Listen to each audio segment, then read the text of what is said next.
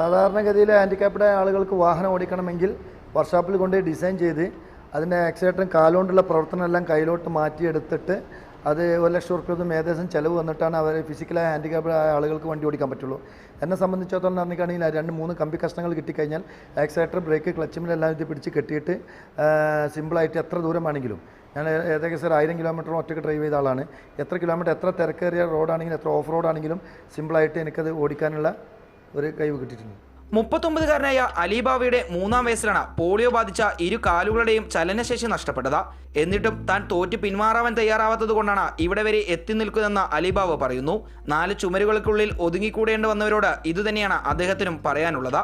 വീടെന്ന ചുമരക്കുള്ളിൽ നമ്മുടേതായിട്ടുള്ള ജീവിതം അവസാനിച്ചു, എന്നെക്കൊണ്ട് ഇനി എന്നും സാധിക്കില്ല എന്ന് പറഞ്ഞ് വീടെന്ന 4 ചുമരക്കുള്ളിൽ കഴിഞ്ഞു പോകുന്ന ഫിസിക്കലി ഹാൻഡിക്യാപ്ഡ് ആയ ആളുകളോട് എനിക്ക് പറയാനുള്ളത്, നമ്മുടെയൊക്കെ ഉള്ളിൽ ഒരു ശക്തി കിടക്കുന്നുണ്ട്. ആ ശക്തികൾ പുറത്തെടുത്ത് എടുക്കാനുള്ള അവസരങ്ങൾ കിട്ടുകയാണെങ്കിൽ അത് പുറത്തെടുക്കണം. എന്നെക്കൊണ്ടൊന്നും സാധിക്കില്ല എന്ന് പറഞ്ഞിരുന്നാൽ അത് പരാജയത്തിൽ നിന്ന് പരാജയത്തിലേക്ക് പോകുള്ളൂ. നമ്മളുടെ കഴിവുകൾ പുറത്തെടുത്തിട്ട് എന്നെക്കൊണ്ട് കഴിയും, എന്ത് മേഖലയ്ക്ക് ചെയ്യാൻ കഴിയും എന്ന് ഫിസിക്കലി ഹാൻഡിക്യാപ്ഡായ ഭാഗങ്ങൾ ഒഴിവാക്കി വെച്ചിട്ട് ശക്തമായി മുന്നോട്ട് വന്നാൽ നമുക്ക് നേടിയെടുക്കാൻ കഴിയാത്തത് ഒന്നുമില്ല എന്ന് ഉറക്കെ വിശ്വസിക്കുന്ന ഒരു വ്യക്തിയാണ് ഞാൻ. 4 മക്കളുടെ പിതാവായ അലിബാവയ്ക്ക് കരുത്തായി പിതാവ് അലി ഹാജിയും മാതാവും ഭാര്യയും സഹോദരനും കൂടെയുണ്ട്. റിപ്പോർട്ടർ, മലപ്പുറം.